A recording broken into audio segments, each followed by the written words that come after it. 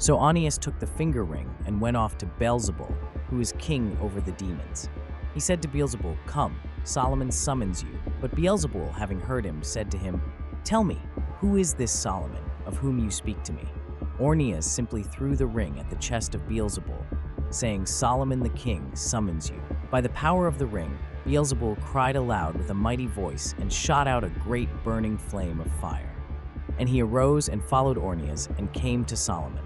When Solomon saw the prince of demons, he praised the Lord God. Then he questioned Beelzebul, saying, "Who are you?"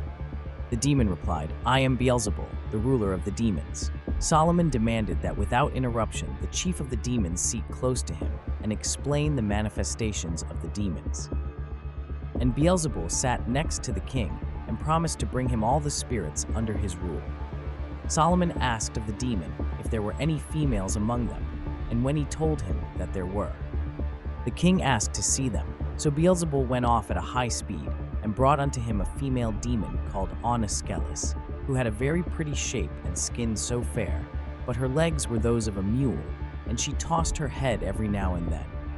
The name Onoskelis means she who has the legs of an ass. As she stood before the throne, Solomon said to her, "Tell me, who are you?" And she said to him, "I am called Onoskelis, a spirit which has been made into a body and lurks upon the earth. There is a golden cave where I lie, but my most frequent dwelling places are the precipices, caves, and ravines.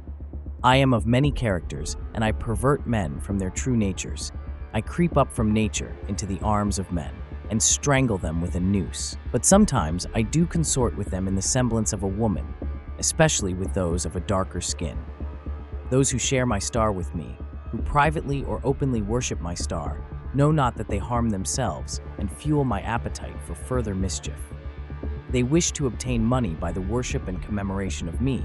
However, I supply a little to those who worship me fairly." Solomon questioned her about her birth, and she replied, "I was born of an untimely voice, born from an echo of the utterance of a man made in the woods. This spirit is similar to the Hebrew spirit and daughter of the voice named Bath Kol, as well as to the Greek spirit named Echo." Solomon said to her, "Under what star do you pass?"